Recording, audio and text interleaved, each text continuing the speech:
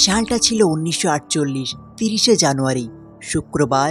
ঘড়ির কাঁটায় সবে বিকেল 5:17 গান্ধীজি যখন দিল্লির বিড়লা হাউসে প্রার্থনার জন্য মঞ্চে যাচ্ছিলেন, তখন নাথুরাম গডসে নামে একজন চরমপন্থী হিন্দু জাতীয়তাবাদী গান্ধীজিকে প্রণাম করার উদ্দেশ্যে পকেট থেকে পিস্তল বের করে খুব কাছ থেকে পরপর 3টি গুলি করার সাথে সাথেই গান্ধীজি মাটিতে লুটিয়ে পড়ে। মহাত্মা গান্ধী, যিনি ভারতের স্বাধীনতা সংগ্রামের একজন প্রধান নেতা, তো কি এমন কারণে তাকে এরকম ভয়ঙ্কর ভাবে হত্যা করা, আর এই নাথুরাম গডসে বা কে ছিলেন, সবকিছু জানবো আজকের এই ভিডিওতে। তো দেরি কিসের, তো চলুন ভিডিওটি শুরু করা যাক।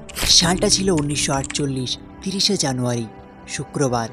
গান্ধীজির অন্যান্য দিনের মতোই সেই দিনটাও শুরু হয় সকালে। প্রার্থনা শেষে তার দৈনন্দিন টুকটাক কাজ সম্পন্ন করে এবং ঠিক দুপুর বেলায় গান্ধীজি তার আশ্রমের কিছু সদস্য ও রাজনীতিবিদদেরকে নিয়ে ভারতের ভবিষ্যৎ, সমাজের উন্নতি এবং সাম্প্রদায়িক সম্পর্ক উন্নত করার উদ্দেশ্য নিয়ে আলোচনা করেন।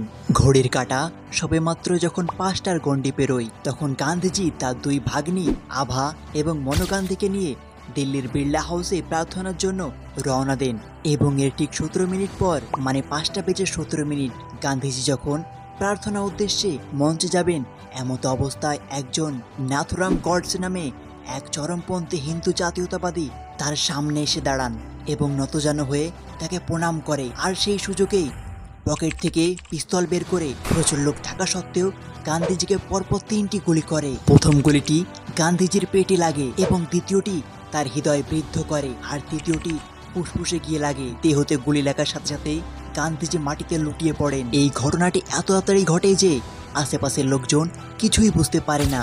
হে রাম! গান্ধীজির মুখ দিয়ে শেষবারের মতো এই শব্দটি বেরিয়ে আসে। আশেপাশের লোকেরা সবাই আতঙ্কিত হয়ে পড়ে। দেরি না করে লোকজন দ্রুত গান্ধীজিকে বিড়লা হাউসের ভেতরে নিয়ে আসেন, কিন্তু তাকে কোনোভাবেই বাঁচানো সম্ভব হয় না, কারণ গান্ধীজি গুলিবিদ্ধ হওয়ার কিছুক্ষণ পরেই শেষ নিঃশ্বাস ত্যাগ করে ফেলেছে। গান্ধীজির মৃত্যুর সংবাদ পত্রিকা থেকে শুরু করে রেডিও বিভিন্নভাবে সারা বিশ্বের মধ্যে দ্রুত ছড়িয়ে পড়ে। এতক্ষণ আমরা জানছিলাম গান্ধীজির মৃত্যুর ঘটনা সম্পর্কে।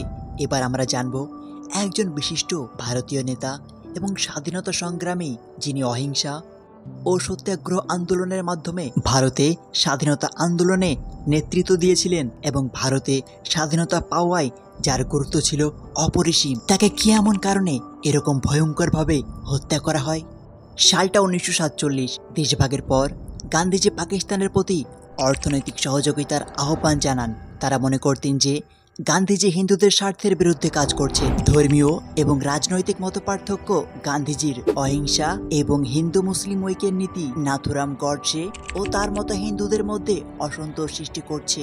তারা মনে করতেন গান্ধীজি মুসলমানদের প্রতি পক্ষপাতিত্ব করছে। তারা মনে করতেন যে গান্ধীজি মুসলিমদের প্রতি নরম মনোভাব ও হিন্দু জাতীয়তাবাদের ক্ষতি করছে। এটা দেখে অনেক হিন্দু উগ্রপন্থের মনে ক্ষোভের জন্ম নেয় এবং গান্ধীজির নীতিগত প্রভাব ভারতের ধর্মনিরপেক্ষ রাষ্ট্র গঠনের পথে এগোচ্ছিল, যা গডসে এবং তার সহযোগীদের হিন্দু রাষ্ট্রের ধারণার সঙ্গে সংঘর্ষিক ছিল। এই সব দেখে তারা গান্ধীজিকে দেশের জন্য অনেক বিপজ্জনক মনে করে এবং তাকে সে হত্যা করে। হত্যাকারী নাথুরাম গডসেকে ঘটনাস্থলে গ্রেপ্তার করা হয় এবং তাকে মৃত্যুদণ্ড শাস্তি দেওয়া হয়, আর যেটা কিনা 1949 সালে 15 নভেম্বর কার্যকর হয়।